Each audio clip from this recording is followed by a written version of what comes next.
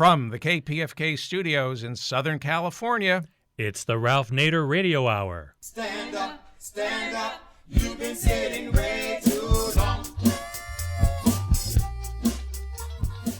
Welcome to the Ralph Nader Radio Hour. My name is Steve Scrovan, along with my co-host David Feldman. Hello, David. Hello, sir.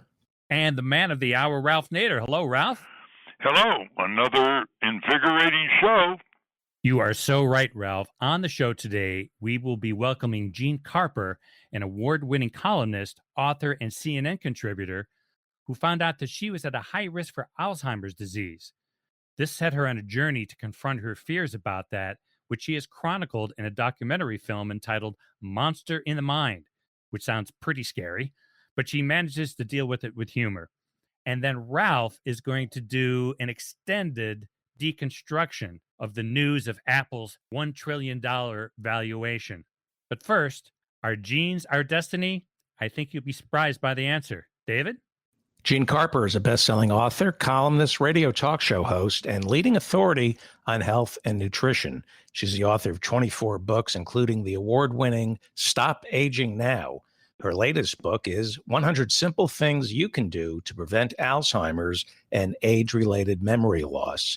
And on that same theme, she has directed a documentary entitled Monster in the Mind, which Ralph Nader called a brilliant deconstruction of the Alzheimer's myth. Welcome to the Ralph Nader Radio Hour, Jean Carper. Hello. Great to be here. Yes, welcome, Jean. You've reached tens of millions of Americans more times in your writings and on national television shows, including The Donahue Show, on many consumer protection, health and safety issues. And now you're focusing on the Alzheimer's topic. And let's start just this way. Before I ask you how you got involved in this subject, what's the difference between Alzheimer's disease and dementia? That is a major issue.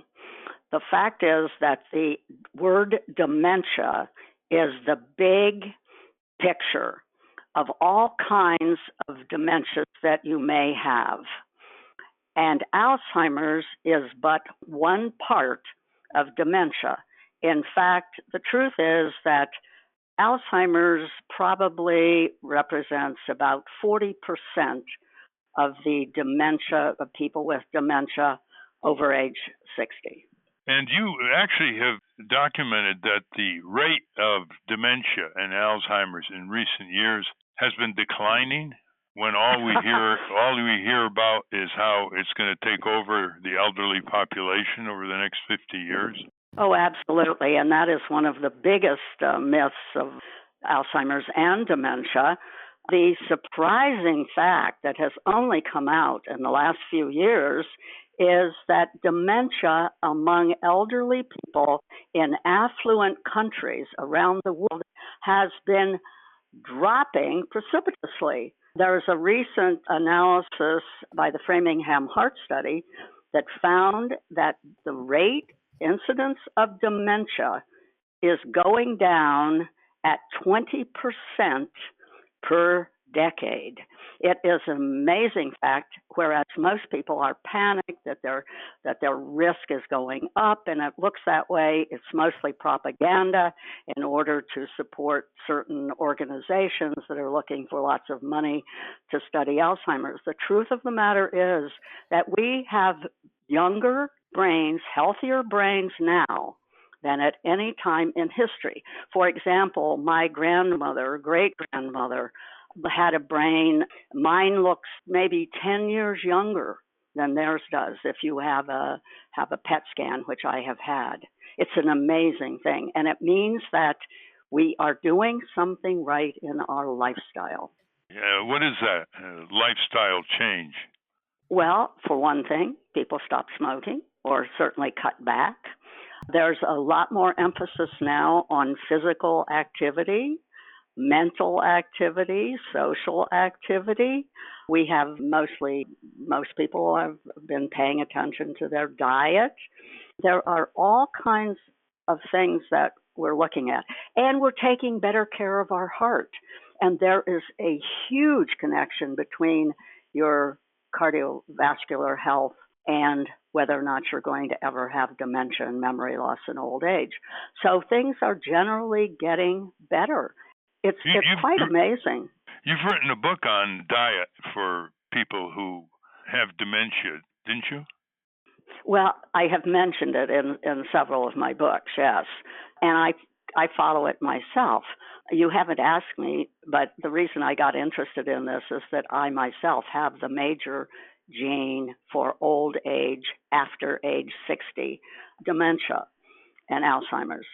And so I have written a lot about this, and I follow a certain diets. I think the number one thing, though, Ralph, that can help delay or prevent Alzheimer's and dementia in general is exercise. Almost everyone agrees that people who exercise as best they can, whether it's aerobic and whether they're out playing tennis like I was this morning, that kind of exercise seems to really protect the brain.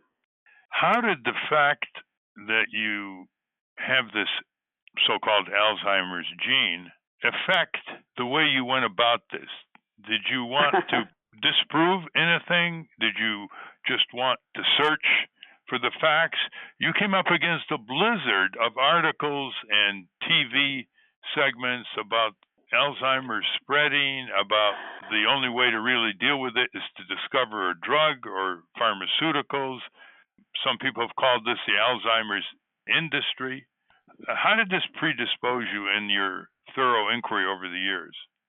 Well, it was amazing because I myself was a medical correspondent at CNN. I did a documentary there in 1981. And I went from there and I said, let's look at what's happened since then. And when I went into making this documentary, I too believed most of these things that turned out to be myths when I delved into it. So I was totally surprised and shocked to find out that most of everything that I had thought I knew about Alzheimer's and dementia turned out to be wrong. And the more scientists I interviewed, the more that became clear. And it was shocking to me to realize that people are still pursuing those myths, that they're scared to death of Alzheimer's and dementia, when the fact is that this is the first good news that we have had about dementia declining, and we know essentially what people can do to delay or avoid dementia. Now, does it always work in everyone? No, there's a small percentage of the people it may not work in. But the fact is that we are responsible, like we're responsible for the rest of our health, we are responsible of the state of our brain when we get older. And we can do so much about it, and it makes me very sad, Ralph, a lot of the time when I realize that people are still in the dark about this, the myths are still persisting, and people are not realizing what they can do. Well, it's in a way a correlation that you just drew. I mean, if you go to nursing homes and you see people with dementia, you see people who do not exercise, are not afforded the opportunity to exercise before it's too late. You see people who don't have a very good diet. You see people sitting in isolation, lonely, minimal interaction with other human beings other than the staff. So it just exacerbates itself. We have the National Institutes of Health. They're spending a lot of money on this. Can you describe what they're doing, whether it's the right course? Well, there seems to be a lot of confusion for a very long time until the last few years. Everyone is looking for the drug cure. Well, that's not going to happen, and it's not going to happen soon. And somebody did a big study, and they found that over the since the 1980s when the drugs started to come in, the failure rate of drugs that have been tested to treat Alzheimer's is 99.6%. They have all failed. So to pursue this cure is a waste of money mostly. We don't even know what the cause of Alzheimer's is. And yet we find these drugs coming out and they have never had any success whatsoever. Now, there is a big contingent now within the last 2 or 3 years of doctors and experts and scientists who are now saying, wait a minute, we're not going to have a drug cure anytime soon. That is such a myth. We need to change our lifestyle, which is the only protection that we have against dementia in old age. And in some cases, NIH has been catching on to that, but there's not nearly as much done as could be.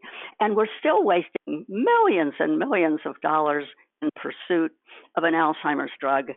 And let's face it, Ralph, okay, if Alzheimer's is responsible for maybe 40% of the dementia cases, if we had a cure for Alzheimer's tomorrow, it would mean that we would still have 60% of our dementia problem in old age. Going about trying to focus on Alzheimer's all the time and a cure is just a really stupid way to try to keep our brains safe. And Congress seems to have bought into this. More money, more drug research, more search for the cure, right? Yes.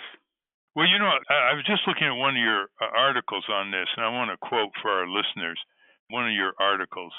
And you write, quote, I began dashing off emails to the world's most prominent Alzheimer's researchers. To my astonishment, all but one eagerly agreed to talk.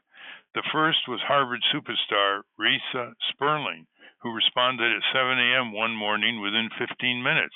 That led eventually to on-camera conversations with over 60 leading Alzheimer's authorities worldwide.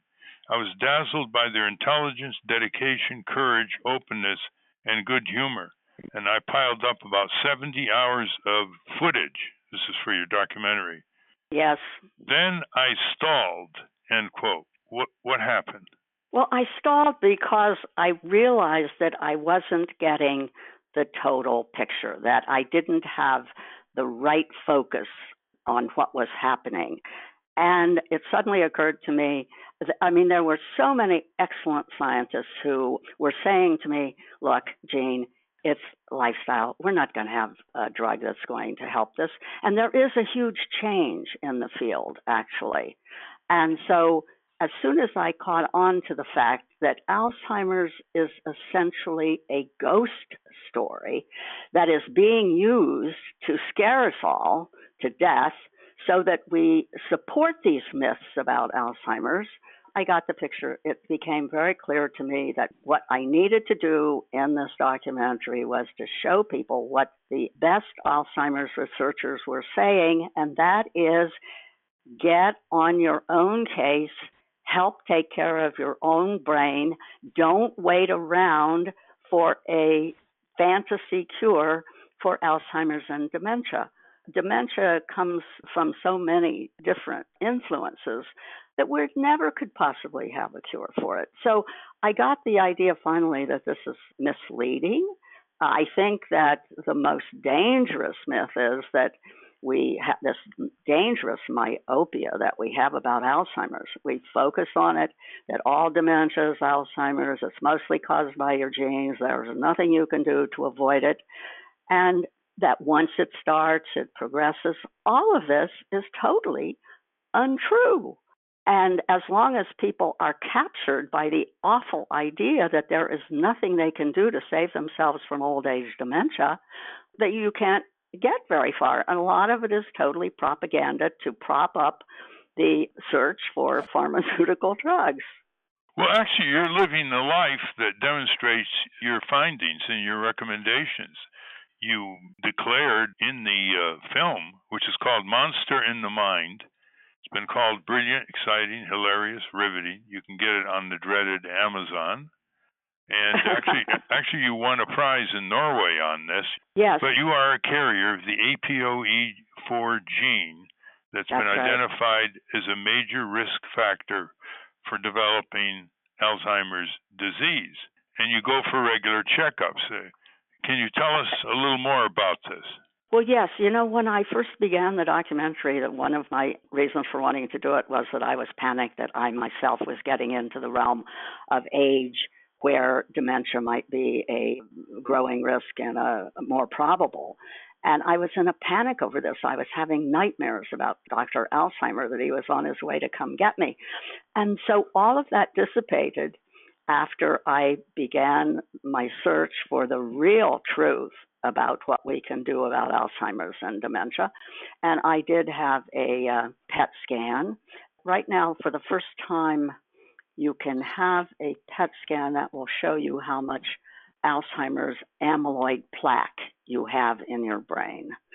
I did that in order to find out. But mostly, as soon as I realized how much there was that you could do, I intensified my activities in that direction. Now, I have to say that I have been a medical and health writer for 50 or 60 years, so I was already perhaps leading a fairly good lifestyle. But I did do more, and I think all of it makes a difference. And I did extensive scientific searches to determine every last thing that I could find out about that might influence your risk of dementia in old age. And so I try to do all of those things. I mean, there are so many, Ralph. I mean, even being anemic, for example, can raise your risk of memory problems in old age, depression, stress. And most people have no idea. Another revelation here is that you can add new brain cells for ages. Until really only a few years ago, everyone thought that you only had as many brain cells as you were born with. That was it. They died. You could never get them back. The fact of the matter is you can, and you can add new brain cells. It's called neurogenesis to your brain by the things you do. A big one, exercise, antioxidants, and avoiding certain things. Even heartburn drugs can raise your risk of dementia. I mean, the right diet. Red meat is not particularly good for the brain. Salmon is a whole lot better. Antioxidant vegetables. Getting a good sleep. They found that sleep disturbance can lead to memory loss. And you need normal blood sugar. And the main thing is you need to keep active physically, mentally, and socially. And the fact that you mentioned loneliness, there is concrete evidence that being lonely and feeling lonely, whether or not you're in a nursing home or whether you're sitting alone someplace in your house in old age, it raises your risk of dementia. We should not let brains deteriorate because of failure to keep up communications with other humans. You know, it is a terrible thing. Many years ago, we're talking with Jean Carper, who has written a book on Prevent Alzheimer's and Dementia Now, 101 New Ways to Save Your Aging Brain, end quote, and the gripping documentary called Monster in the Mind, which we want to talk about more in a minute or two. But I just want to interject here that in the early 1970s, we had a team of high school graduates from Miss Porter School in Connecticut work on nursing homes. And they did a great job. They went to Washington under the supervision of their teacher. They dug into all kinds of records, inspection reports, put out a book, was testified for the House and Senate, got a lot of media, helped nursing home reform. But the book, when I read the manuscript, I said, this book has to be called The Last Segregation. 1 million Americans. Mm-hmm. And industrial societies, unfortunately, segregate the elderly. You go to folk societies around the world, which have their problems, of course, and they're part of extended families. Children, grandchildren, great-grandchildren. They're looked at for wisdom, and they're not looked down at. That the minute they forget something, the stigma of, it's starting with grandma or grandpa. So I just want to interject. There is a cultural aspect to this, isn't there, Jean? Oh, my goodness, yes, definitely. And there's a socioeconomic implication here, too. I mean, people who are poorer have a higher risk of dementia in old age. African Americans have a higher risk. People with lower salaries have a higher risk. People who are lonely, all of these things. Yes, it's very socioeconomic. And the fact of the matter is that we get so much propaganda that it's in your genes. Well, really, it's not in your genes. It's in your head and the way that you live your life. And the sooner we catch on to that, and I totally agree with you on the nursing homes. In the process of doing this documentary, I went to the Netherlands where they were doing quite a lot of research, and I visited a nursing home there, which was nothing like the nursing homes that we have here that are so horrible for older people. It was entirely like a community. They had structured a whole nursing home like it was a small village. And it was a remarkable thing to see. So we're very behind on all of that, and that we condemn people to this. Another awful thing is that one of the big myths is that if your memory starts failing, you're just dead in the water. It's going to progress. It's not. The truth of the matter is that people are often diagnosed with mild cognitive impairment. Then they say, okay, well, that's it. You're on your way. You're going to end up with dementia. The fact of the matter is, when you look at the studies, 1/3 of the people got a little worse. 1/3 of the people stayed the same as they were, and 1/3 of the people improved, because many of the causes of mild cognitive impairment that gets people in trouble are medical. I mean, for example, one study showed that most of them were medical problems that could be easily corrected by correcting things like anemia, taking them off certain drugs. I mean, all of this enters in, and it's really horrible what we have let happen. No, the side effects of pharmaceuticals have been studied in many medical journals, and they're tremendously destructive. In fact, years ago, the first estimate came out 100,000 deaths a year. It's 2,000 a week, just from the side effects of prescribed medicines. Overdiagnosis, over-medication, mixing different pharmaceuticals together that have bad effects. But there is such a thing, Jean Carper, as someone who can do everything that you said should be done, but still comes down with Alzheimer's disease. That is very, very true. And let's look at a fact there. Most people don't realize that there are two types of Alzheimer's. There is early onset Alzheimer's that strikes before age 60. Then there is old age Alzheimer's and dementia that strikes after age 60. The only one that is genetically controlled is early age onset Alzheimer's, and that is only most people say 2% of the entire number of cases. So there are people who are going to have dementia, but it isn't always true that it has to progress or that it cannot be reversed in any way, because it can often be reversed if you start doing something or if you stop doing something else. There are all these factors that enter in, and that's what we need to know. And the most dangerous myth about Alzheimer's and old age dementia is that you can't do anything to avoid it, delay it, or stop it. And we now know that there are many, many things you can do, and we should be all doing them. You've screened your film at Stanford, UCLA medical schools, and elsewhere. I did. You know, Ralph, one of the best positive things for me personally is that my documentary really got a great audience among top researchers and experts in the field. In fact, it was so gratifying to me that it was screened at the medical school in Stanford, which is, of course, one of the best in the country. It was screened at the medical school of UCLA. There are many people who are now saying, look, and there are many professors, there are many great scientists that I interviewed who are saying, let's stop looking at this as a hopeless, genetic, horrible disease and look at it as something like a chronic disease of aging, like the heart disease and others, because there is a lot we can do to prevent it, and there's a lot we can do to treat it. And listeners, you can view a trailer at monsterinthemind.com.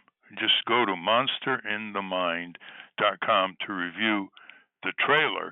And now I want to indicate what your documentary revealed before we talk about your style in the documentary to make people want to persist and watch it all. One finding is, despite 100 years of unproven theories, the real cause of Alzheimer's is unknown. Number two, it's still misdiagnosed half the time, even at autopsy. Number three, it's far less apt to destroy your brain than other old age dementias such as microstrokes. Number four, after age 60, it's not determined by genes.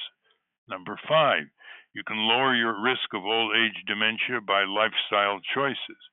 Number six, the rates of old age dementia in the U.S. and other affluent countries are falling dramatically, not rising. And finally, losing your mind is not an inevitable consequence of aging. It is preventable. Now, in this documentary, you're a lifetime fan of documentaries. Your mother played piano to accompany silent movies. So you wanted to make this entertaining as well as informative. So you packaged it in the genre of a science fiction horror film with vintage clips from Frankenstein, Night of the Living Dead, Dracula, and others. But listeners should realize this did not dilute the accuracy of this film. It just gets you to be more alert when you watch it. Isn't that what your approach is? Yes, it is. I wanted it to be something that people would want to look at it. And when some of the researchers, I got feedback, many of them thought that it was right on target. They were very happy with it. The audiences, it was so good for me to go to festivals where the audiences and see their reaction. And they were so relieved at the end when they realized that this was really good news and there was so much they could do. That was such a great feeling for me to see that.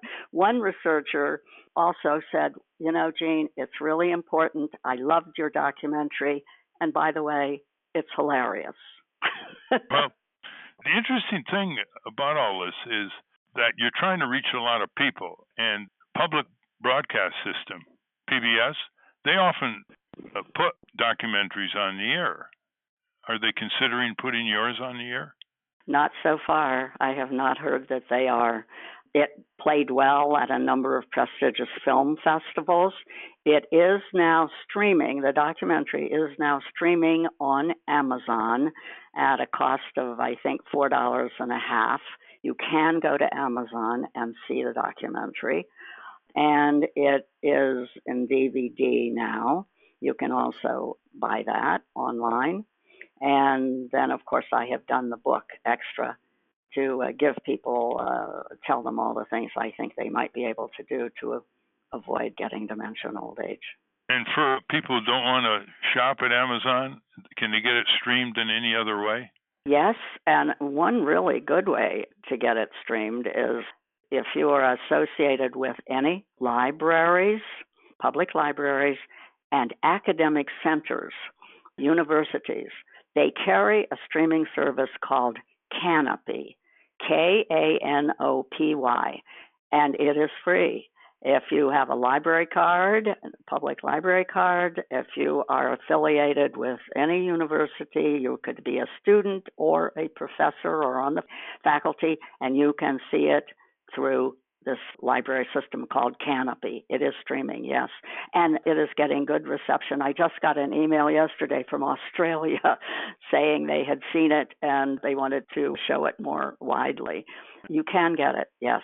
And there you are, listeners. You see, if you don't ask the question, I don't want to deal with Amazon, how can I get a book or how can I get something streamed, video?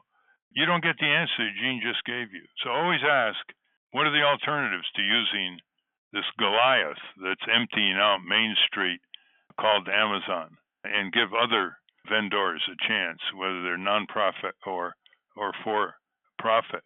What do you think our listeners are thinking right now, Jean, from what they've heard? What do you think they're thinking? I hope that they are thinking that they have learned things that would make them want to change their mind about their own future with dementia and Alzheimer's, and that we should stop focusing so much on the propaganda around Alzheimer's and just get on with the daily things that we can do in life to make our own brain healthier and delay any form of memory loss and dementia until very old age or after we're gone.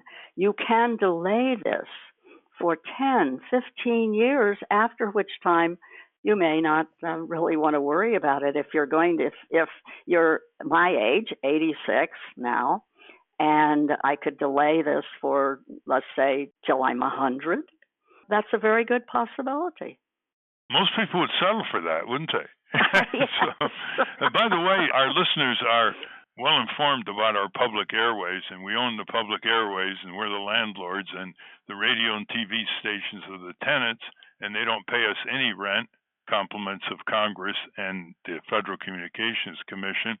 But another thing our listeners can do is call up your TV station and say, what is all this junk you're putting on Saturday afternoon, or all this endless comedic programs? Why don't you put this Monster in the Mind documentary that people really want to hear and learn and see what they can do in their extended family? I mean, the amount of dread and anxiety and fear that is generated by this propaganda and this over-exaggeration and this sense of futility until some miracle drug is discovered is immense.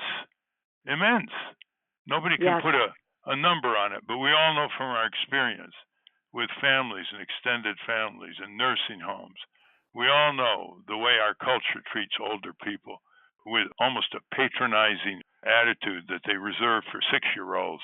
We all know that. And so this is a great service that you have performed, Gene Carper. And now we're going to get the reaction from David Feldman or Steve Scrovan.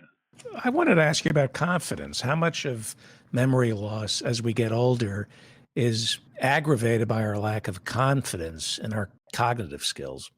A lack of confidence in your cognitive skills? Where there's confirmation bias. Every time we forget something, once we're at a certain age, it confirms our deepest fears, as opposed to when we're in our 20s, you don't worry about it. But why are we so worried about it? I think a lot of the reason that people are so frightened of it, as I was myself at one time, is there's so much propaganda out there of how one little slip of the memory is going to send you into a long life of dementia. It just doesn't happen that way. So I think if people knew more that there was so much that they could do, that they wouldn't have such a terrible fear and lose confidence in their memory and their brain. As I said, you have a little memory loss. It could be due to 100 things. And it doesn't mean that every time you have a slip of the tongue or you can't remember something that you're on your way to dementia. But I think that is a myth that has been put forth as a way of getting more attention for fundraising for Alzheimer's. I've met plenty of people in their 20s and 30s who are overloaded with their cell phones who have regular memory loss.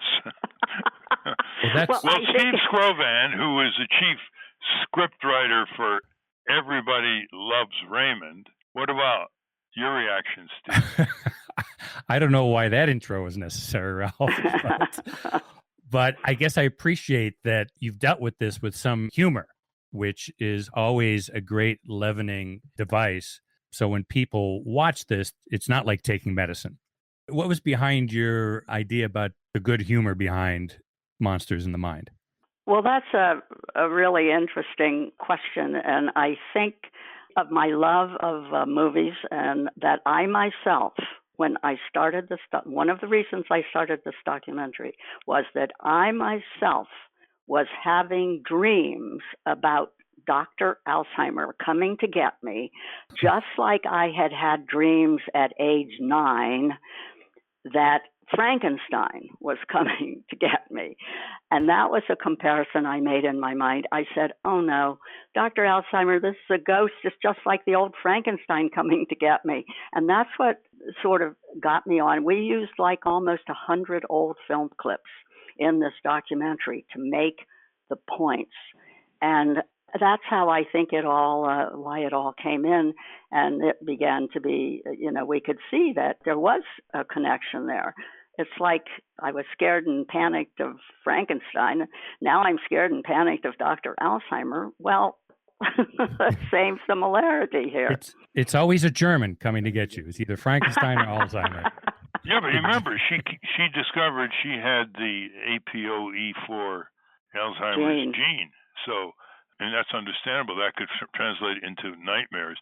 And by the way, lest any of our listeners think this documentary or her book called Prevent Alzheimer's and Dementia Now, 101 New Ways to Save Your Aging Brain, just gung-ho feel-good submissions, you will be astonished at how scientifically based this is, how many interviews she has with the world's leading researchers on Alzheimer's and dementia, and how often she challenged those who have the other side to come forth with their data. So let's run through very slowly how people can get both The Monster in the Mind and the book, Jean Carper. Okay, one free way that you can get it, you can stream or you can get it by Canopy, Kanopy, which is practically an institution in the libraries of all medical centers and academic centers, as well as public libraries. That's the good way to get the DVD. You can also now buy it on Amazon and on a special website on my Monster in the Mind. You can get the book right now on Amazon, and I'm hoping to get a printed copy of it that I will do myself that will not have to go through Amazon, Ralph. But right now you can see all the things that you need to do and could do to avoid this awful thing of dementia and old age. And I hope that you will really, audiences have felt so much better after getting the real facts instead of having to face the barrage of myths about Alzheimer's and dementia that has really threatened our sanity and made us panic. And to illustrate how our mass media has degraded, some years ago, Jean Carper would have been a slam dunk guest on the Phil Donahue show for a full hour and on the Oprah show. Both of them are now gone, and their substitutes require impolite language we don't deal with on this show. So that's why you have to get it streamed, Monster in the Mind, and or read the book that Jean has produced called Prevent Alzheimer's and Dementia Now, 101 New Ways to Save Your Aging Brain. Before we conclude, Jean Carper, how do you exercise and how frequently? Right before I talked to you, Ralph, I was out playing tennis with the pro. I play tennis 4 times a week. I'm one of the few people I know who loves the treadmill. I really enjoy exercise and always have. But people shouldn't have to think that they have to do such extreme things. Aerobic exercise definitely would be probably the best kind of exercise to get. But walk, do anything, keep moving physically, because physical inactivity is one of the biggest associations with losing your memory and having dementia and old age. Well, thank you very much, Jean Carper. You're going to go down in history for many things, but this one is really your greatest triumph, because we are experiencing an aging population, and more people will be over 65, fortunately, as a percent of the overall population. They have a lot to contribute. They can become civic activists. They're free of the boss at last. They can say what they believe. They can act on what they believe. And do we ever need in every community in our country that kind of activity, which comes with wisdom, perspective, a great ability to talk to younger people, especially children. And to do all that, we have to get rid of our propaganda, of our commercial exploitation of the elderly, the demeaning decline of life in so many of the nursing homes, not all of them, and start a vibrant new culture for people in the last third of their lives. Thank you very much, Jean Carper. Thank you, Ralph Nader. We've been speaking to journalist, author and now film director, Jean Carper, director of Monster in the Mind. We will link to that and more of Ms. Carper's work at ralphnaderradiohour.com. Now, Ralph, you want to talk a little bit about the latest news coming out of Apple, one of your favorite corporations. Well, Apple hit $1 trillion in asset valuation, the first company in the history of the world to have its stock worth $1 trillion or more. So it made big news, and the business press went overboard. Oh, amazing. What a business model. How brilliant CEO Tim Cook is. What's next? Is it going to be another record? And so I took that apart. And basically what we have is a business model by Tim Cook, the CEO of Apple, that is fundamentally relying on serf labor in one factory complex in China. They have 1.3 million workers in serf-like conditions. That's the contractor to Apple that makes the iPhones. And then the other part of the business model is high-priced iPhones. I'll get to that in a minute. And the third leg of this three-legged stool is massive use of profits to buy back Apple stock. Now, if listeners don't think this affects a lot of people in this country, give me a few minutes. Number one, stock buybacks are not determined by the shareholders. There's no vote. There's no advice. It was determined by Tim Cook and maybe one or two other executives at the top, the hired hands. They have said earlier this year they're going to buy back $100 billion, that's with a B, of their stock. And the general press says, oh, that's good for shareholders. Guess what? Apple shareholders may have wanted more of that money distributed to them directly in cash dividends instead. That is a sign of mismanagement, that they have nothing else to do with this huge cache of profits from overpriced iPhones. They don't have anything better to do than to buy back their stock, which just incidentally increases the metric value of the executive compensation of Tim Cook and his colleagues at the top of this giant company. It doesn't do much for the stock. It may go up a little bit, may go down. There are far more serious things that are going to affect Apple stock as to whether there is going to be a new Samsung phone, whether tariffs are going to be applied by Trump on Chinese imports, which would include iPhones. But just look at this figure for a moment before we talk about its uses. $100 billion is more than 10 years of the budget of the Environmental Protection Agency, more than 10 years. The agency in the federal government to protect worker health and safety, OSHA, their budget is $500 million. That's 0.5% of the stock buyback. Just to show you public expenditures on very important matters of health and safety compared to private affluence and waste. Now, what could they have done with this $100 billion? For $2 billion, a mere $2 billion, they would have doubled the wages of those 1.3 million workers in China. For another 2% of the $100 billion, they could have vastly improved the recycling and the protection of the environment and the workers who are exposed to used iPhones and used computer dismantling. Deadly work. Just $2 billion. They could have increased their employee salaries. They could have shored up the employee pension fund. They could have engaged in more research and development. They could have found productive investment to employ workers in this country for a change. They could have done any number of things. But instead, they bought back their stock, which I have called wasting, burning profits. And that is characteristic now of all these big successful companies. In the last 10 years, U.S. corporations have bought back $7 trillion of their stock. So Marxists of many, many generations ago could never have predicted that these corporations would make so much profit turned into capital. They didn't know what to do with it other than to buy back the stock. I've written Tim Cook about this. I bought a few Apple shares, so I wrote him as a shareholder. Doesn't matter. Didn't answer. In fact, someone ought to do a project where non-shareholders send 10 letters to corporations, and shareholders send the same 10 letters asking for a response, asking for a reaction, asking for a disclosure. There's no difference. These barons at the top of these corporations, these private governments, don't feel they have any responsibility even to those people who own a part of their company, the shareholders.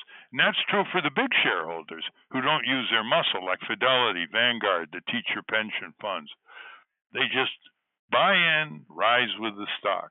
There's an article recently by a finance professor talking about Apple's financial model. For example, in order to shell out $100 billion, they borrowed money. So Apple under Steve Jobs never was in debt for a cent. Now Apple has $130 billion in debt. So it's low interest rates. They took advantage of it, deducted it. But here we go. It increases the stability in an economic downturn of companies that have these kinds of quirky financial models.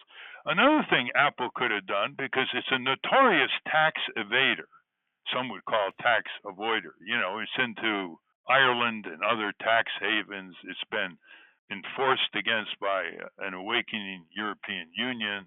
Tim Cook is outraged, but they pay very little income tax because they game the jurisdictions, nations, and play off the various tax laws and the tax havens against, say, the tax laws in the U.S.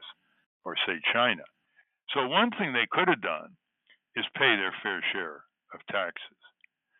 Now, you look at the business pages, and it's all Tim Cook, the great CEO. Tim Cook, the great planner, the strategist, the builder of the biggest company on earth. It's time to dismantle the propaganda and see what actually is happening. And you can start with how much you are paying for that iPhone. If that iPhone produces that level of profit, that Apple doesn't know what to do with it other than buy back their stock in order to increase the metrics for their compensation package, then maybe you iPhone owners should say, cut your prices, Apple. We're sick of paying through the nose. There's a great book that shows what happens when executive compensation determines corporate policy, all the way down to investment strategies, all the way down to what they pay employees, what kind of R&D they do, how they pay their taxes.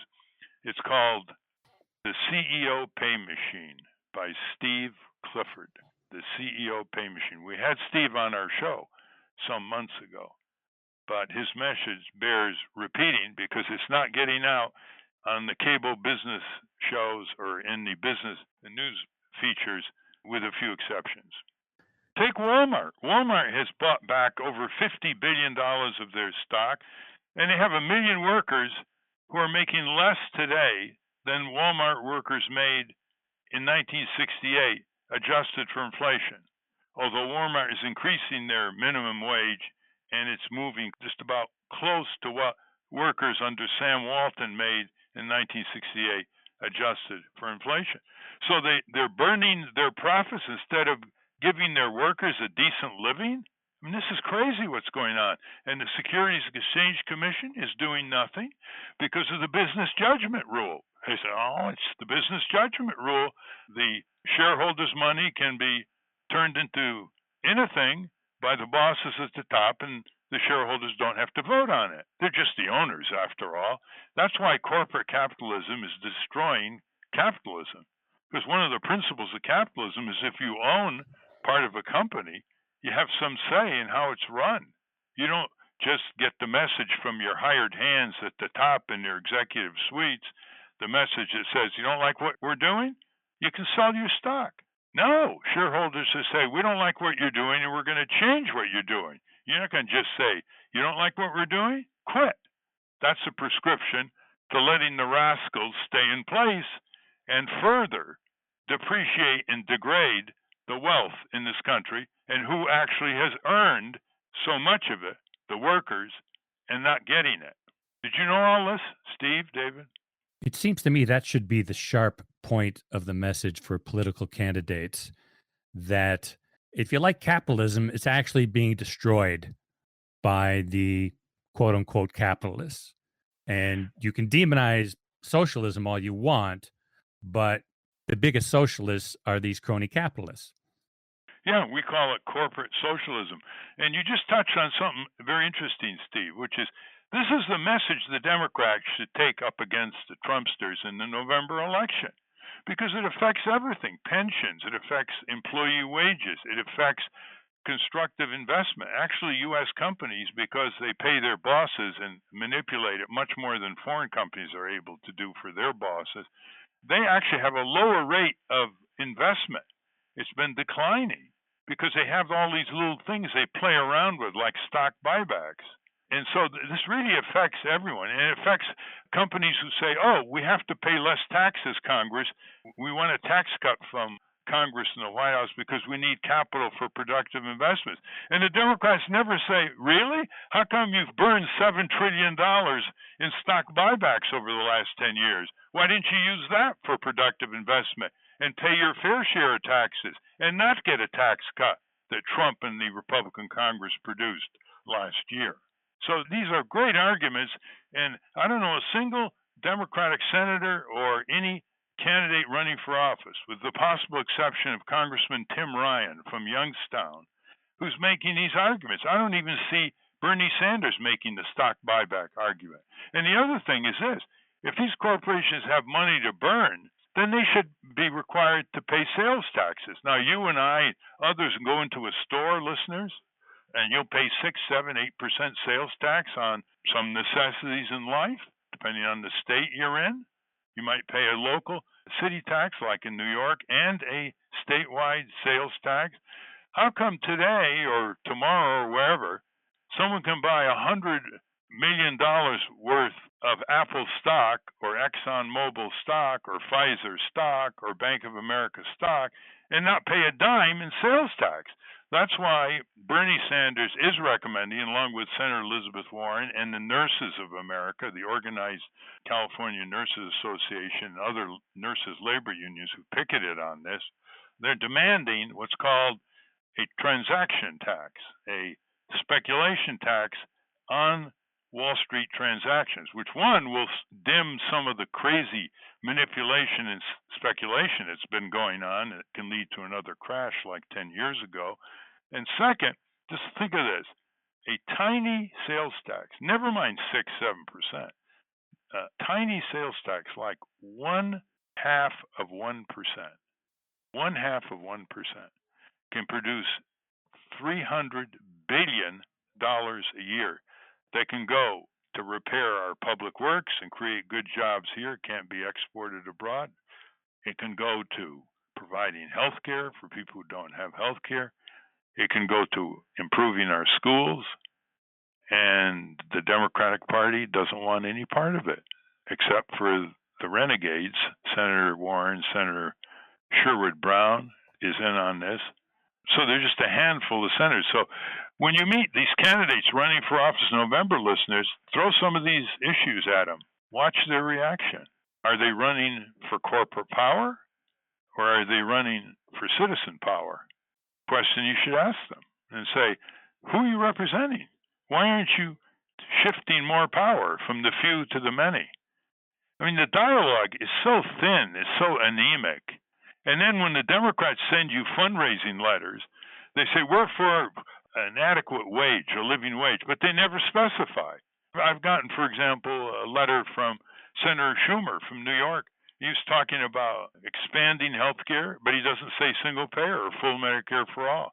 He talks about improving minimum wage, but he doesn't say well, he's going to go for $12 or $15 an hour. That's why people don't think the Democrats are authentic, that they don't really mean what they say. And that's why they're losing elections and being landslided by the worst, most corrupt, most warmongering, most Wall Street indentured Republican Party in history. That's why, because people listen to the rhetoric of the Democrats and they say, well, it's pretty good rhetoric, but I don't believe you. Your record hasn't demonstrated it, and you're not specific enough for people who work on Elm Street and Main Street. And the economic issues are harder to grasp than the social issues, whether it's immigration, gay marriage, abortion, all of those things. And so the Democrats feel like they're on safe ground there, but on the economic issues, they don't, as you say, seem to have an approach for attacking what's going on now. Even though that's how they used to win all their elections under Franklin Delano Roosevelt, so many of their elections, Harry Truman, with bread and butter issues where people live, work, raise their families. They'll respond at the polls, but they got to believe these politicians. They make the conversation about economics as complicated as the financial instruments that crash our economy. Yeah, look at the words they use. Well, we're opposed to austerity. What is austerity? They should say we're opposed to driving down wages in an era of record corporate profits. We're opposed to shortening work weeks where people can only find work at Walmart for 23 hours a week at low wages. We're opposed to trying to shrink Social Security or limit Medicare. Never mind using the word austerity. Why don't you just talk plain language? But the Democrats talk this because they're too busy dialing for corporate dollars for their campaign. They want it both ways. If they'd stop dialing for these dollars and start dialing for what people need in America, they wouldn't have to raise that kind of money. People would vote for them. They wouldn't have to put all these silly television ads on what they promised to do. They wouldn't have to just run against Trump. They could run for justice, for fair play, for a better life for people, for respect for their children and grandchildren, for a clean environment, for waging peace, for getting out of these military quagmires that are only increasing the backfire and the backlash from people whose backyards we're into, whose dictators we're supporting. They're compromised because they come in with their meetings, these Democrats. Congresswoman Marcy Kaptur told me once. She says, Ralph, we walk into the House Democratic Caucus meeting and the talk's about money. We sit down at the meeting and the talk's about money. We leave the meeting with our quota for raising more campaign money. And I said to her, and that's why the Democrats are losing. Well, on that important note, that's our show. I want to thank our guest again today, Gene Carper, director of Monster in the Mind. For those of you listening on the radio, we're going to cut out right now. But for you podcast listeners, stay tuned for some bonus material we call the Wrap Up. Join us next week on the Ralph Nader Radio Hour when our guest is Chris Hedges. Thank you, Ralph. Thank you. And listeners, do watch Monsters in the Mind by Gene Carper.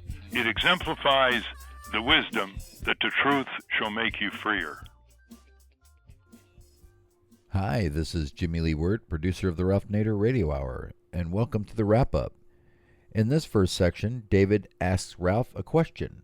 Well, I wanted to ask Ralph about the power of the federal government when it comes to corporate governance. What power does the federal government have with corporations that are chartered? I assume all corporations are chartered in Delaware. So does the state of Delaware have the power to... Yeah, but they won't exercise it because they get a lot of franchise fees from these state charters in Delaware, which is a jurisdiction that's known to be pretty soft on corporate bosses and not very stand up for shareholder rights or consumer rights or labor rights. The question you're asking invites the proposal that we have federal charters for large corporations. Instead, we have state charters, and the states compete with each other to see who's going to be the easiest on these corporations once they charter. So it's a race to the bottom. So in the early 1900s, William Howard Taft, Republican, Teddy Roosevelt, Republican, recommended federal charters. The phrase was national charters for national corporations. Then you could have the Securities Exchange Commission and other agencies rewrite the Constitution that is the charter between the public and the corporation. Most people think investors start corporations. No, investors fund and finance corporations. Corporations are given birth by state government charter. In some instances, there are a few federal charters, like Fannie Mae or Freddie Mac. They are given birth. They would never exist without a government charter because they are afforded limited liability. They're given all kinds of immunities and privileges that these corporations could not exact from their victims in the private sector to the extent that they can through these easy chartering laws in Delaware or Nevada. I mean, I discuss a lot of what I've just said in my weekly column, which people can get free electronically just by going to nader.org and sign up. You can't believe, Steve and David, how many progressives I've mentioned this to, and 6 months later I say, how do you like my column? They say, oh, I forgot to sign up. Sign up, and you'll see the rendition of a lot of facts that you can use to argue your case, whether it's politically in your community or civically, or you can become more informed voters. I just wrote an article on the super voter, how to become so well informed with so few hours study that you would never allow a politician or a candidate for office to flatter you, to flummox you, or to, in a way, mislead you. And they're very good at that, as you know. They have slogans, they have pat phrases, they have good smiles, they have firm handshakes. They send exciting, by their standard, fundraising letters about what they do if you vote for them or if you give them money. Political foolery has never reached higher peaks than in today's information and communication and media age. Donald Trump has shown this with all his tweets, of course. And you write very simply. Yeah, there's 700 to 800, 900 word columns, and they're very factual. And people who get them every week write me or email me and tell me that they feel much more informed. I mean, look, over the years, we've gotten a lot of progress for consumers, environment, workers, freedom of information, not in recent years because of the combined two-party duopoly that is more indentured to corporate money than ever before.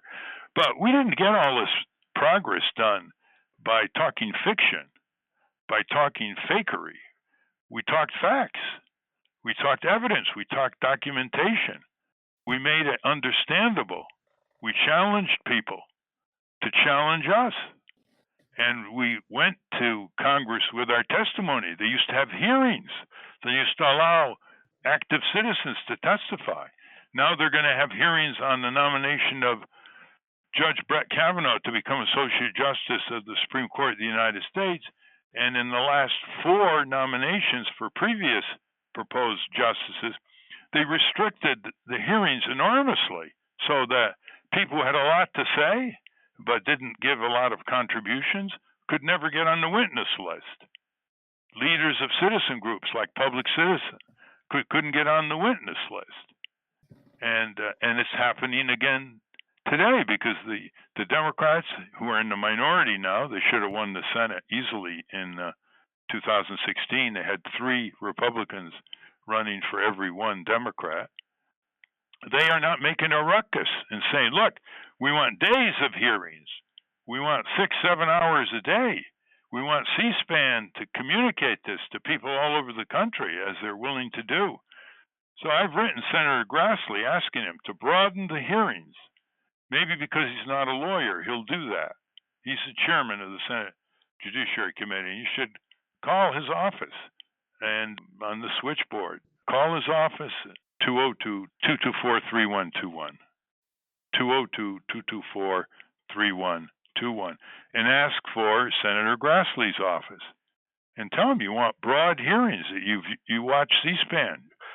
You want to see the whole record being gone over of Judge Kavanaugh, who I think will be even worse than Judge Gorsuch and Judge Alito. He is more corporate. He is more for concentrating power in the White House. That's bad for slowing down empire and outlaw wars by the White House in recent years. He would support Trump when Trump collides with Mueller in the investigation that's underway.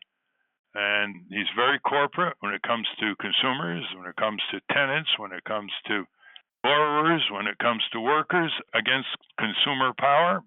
You can almost predict where he's going to come down, on the side of corporations. So I call him a corporate judge. He's not that good on civil liberties either.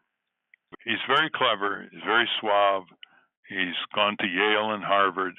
And so his credentials are trumpeted by the Republicans, saying, how can you not have a judge like this? Well, it all comes down to a judge value system, a judge's humanity, a judge's philosophy of justice, and he doesn't have it.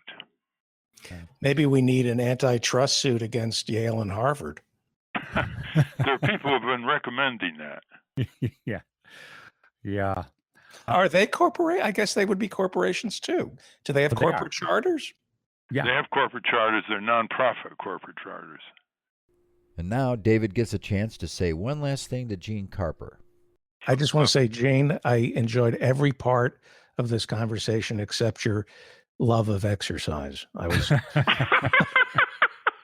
what I mean? I was offended The by love that. of the treadmill. Oh, I loved everything up until that point. Okay, David, head out for a run right. in Central Park. Thank you all. Yeah, thanks very much. Thank you. Okay, bye. Bye-bye.